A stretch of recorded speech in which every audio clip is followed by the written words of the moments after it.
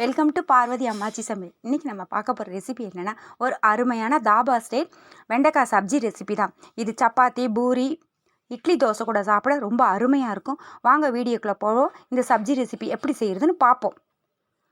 இதுக்கு முதல்ல ஒரு 1/4 கிலோ வெண்டைக்காயை நல்லா கழுவிட்டு நல்லா தொடச்சிட்டு சின்ன சின்ன பீஸாக கட் பண்ணி வச்சுக்கோங்க. இது நான் எடுத்துருக்கிற அளவு 1/4 கிலோ வெண்டைக்காய்.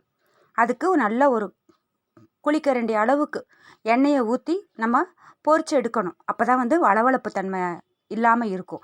நம்ம வதக்கிட்டோன்னு வச்சுக்கோங்க, நல்லா இருக்காது. இதுக்கு லேசாக பொரிச்சு எடுக்கணும். கிறிஸ்பியாக பொரிக்கணும்னு அவசியம் கிடையாது. ஓரளவுக்கு நல்லா சடசடப்பு போய் நல்லா இருக்கிற மாதிரி பொரிச்சு எடுத்துக்கோங்க. கொஞ்சம் கொஞ்சமாக பொரிச்சு எடுத்துக்கோங்க. இது ஒரு 3 நிமிஷத்துலேயே பொரிஞ்சிடும். ஏன்னா நம்ம மெல்லிசாக தானே நறுக்கியிருக்கோம்.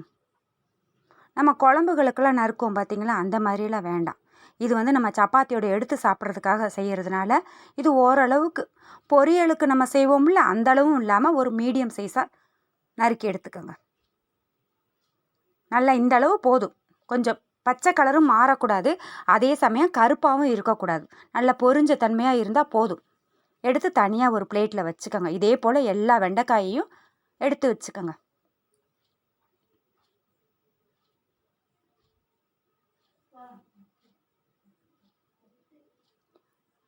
இதே போல் எல்லா வெண்டைக்காயும் பொரிச்சு எடுத்துக்கோங்க. இதுக்கு நல்லா 2 பெரிய வெங்காயம் பொடி பொடியாக நறுக்கி வச்சுக்கோங்க. இதுக்கு சோம்பு, பட்டை, கிராம்பு, ஏலக்காய் எதுவுமே வேண்டாம்.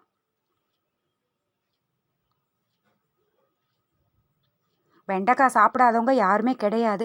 ஆனாலும் சில பிள்ளைங்க என்ன செய்வாங்க, வெண்டைக்காய் கொஞ்சம் வளவளப்பு தன்மை இருக்கிறதுனால சாப்பிட்றதுக்கு அடம் பிடிப்பாங்க. ஆனால் வெண்டைக்காய் அவ்வளோ நல்லது உடம்புக்கு. மூளை வளர்ச்சிக்கு அதிக நல்ல சத்துள்ளது இது. உங்களுக்கு அந்த வளவளப்பு தன்மை தான் நம்ம உடம்புக்கு நல்லது. அதனால் நம்ம இப்படி செஞ்சு கொடுத்துட்டோம்னு வச்சுக்கோங்க, சப்ஜி மாதிரி சப்பாத்தி கூட வச்சு விரும்பி சாப்பிடுவாங்க. நம்ம மத்தியானம் லஞ்ச் ரெசிபிக்கு கூட நம்ம இதை கொடுத்து விடலாம். சப்பாத்தியும் இந்த சப்ஜியும் வச்சு கொடுத்துடலாம். நல்லா சாஃப்டாகவே இருக்கும். சப்பாத்தி மேலே நெய் தடவி கொடுத்துட்டிங்கன்னு வச்சுக்கோங்க, மத்தியானம் ஆனாலும் நல்லாயிருக்கும்.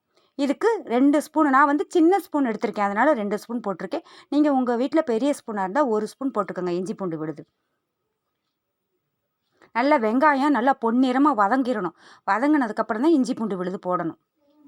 அப்போ தான் கிரேவியில் அந்த வெங்காயமே தென்படாது. இதுக்கு நல்லா 2 தக்காளி, பழுத்த தக்காளி, அதை நல்லா பியூரியாக அரைச்சி வச்சுருக்கேன், அதையும் போட்டுக்கோங்க. அந்த பியூரி பச்சை வாசனை போக 2 நிமிஷம் வதக்கினா போதும். அதிலே நம்ம எல்லா மசாலாவும் போட்டு நல்லா வதக்கிடலாம். இதுக்கு முதல்ல 1/4 ஸ்பூன் மஞ்சள் பொடி,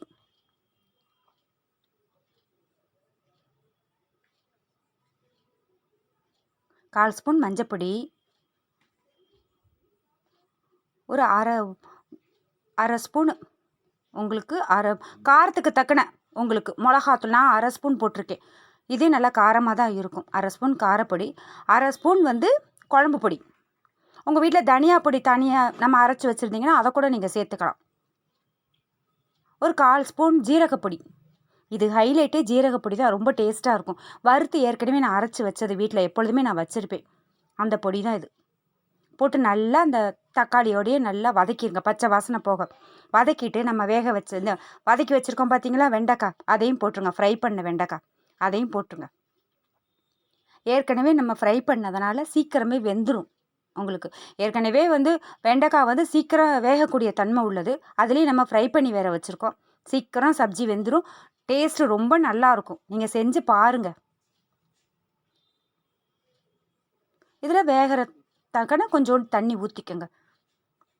நம்ம சப்ஜி எவ்வளோ வேணுமோ அதுக்கு தக்கன உப்பும் போட்டுருங்க. உப்பு போட்டுட்டு ஒரு நல்லா மூடி வச்சுருங்க. மூடி வச்சு ஒரு 2 நிமிஷம் நல்லா வேகட்டும்.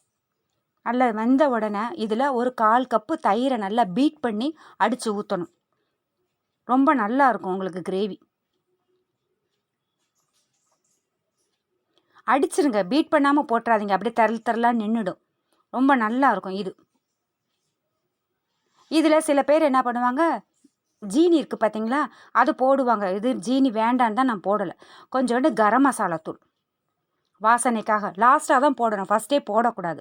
லாஸ்ட்டாக போடும்போது ரொம்ப டேஸ்ட்டாக இருக்கும். உங்களுக்கு வாசனை அப்படியே இருக்கும். அவ்வளோதான். கொஞ்சோண்டு கொத்தமல்லி தழை, கசூரி மேத்தி இருந்தால் அதை நீங்கள் போட்டுக்கலாம். நான் கொத்தமல்லி தழையே போட்டுட்டேன். உங்களுக்கு எவ்வளோ திக்னஸ் தேவையோ அந்த அளவுக்கு நீங்கள் சப்ஜியை ரெடி பண்ணிக்கோங்க. இந்த அளவு இருந்தால் நம்ம எடுத்து சாப்பிட்றதுக்கு ரொம்ப நல்லாயிருக்கும் சப்பாத்திக்கு. இந்த அளவு போதும். இது சின்னவங்கலேருந்து பெரியவங்க வரைக்கும் விரும்பி சாப்பிடுவாங்க. நல்லா இருக்கும். இதில் உங்களுக்கு சின்ன பிள்ளைங்களுக்கு செஞ்சு கொடுக்குறீங்கன்னா எண்ணெய்க்கு பதிலாக நீங்கள் பட்டர் கூட யூஸ் பண்ணிக்கலாம். ரொம்ப நல்லா இருக்கும். ஆனால் நம்ம ஃப்ரை பண்ணோம் பார்த்தீங்களா, அந்த எண்ணெயிலேயே நம்ம வதக்கி விட்டுறலாம். அந்த எண்ணெயை வேஸ்ட் பண்ண வேண்டாம். அந்த எண்ணெயிலேயே தேவைக்கு தக்கன எடுத்து வச்சுட்டு மிச்ச எண்ணெயிலேயே நம்ம இந்த கிரேவி தயார் பண்ணிடலாம். அருமையான வெண்டைக்காய் சப்ஜி கிரேவி தயாராகிடுச்சு. இந்த வீடியோ உங்களுக்கு பிடிச்சிருக்குன்னா லைக் பண்ணுங்கள், ஷேர் பண்ணுங்கள், சப்ஸ்கிரைப் பண்ணுங்கள். பக்கத்தில் இருக்கிற பெல் ஐக்கானையும் கிளிக் பண்ணுங்கள். உங்கள் ஃப்ரெண்ட்ஸுக்கு ஷேர் பண்ணுங்கள். தேங்க்ஸ் ஃபார் வாட்சிங்.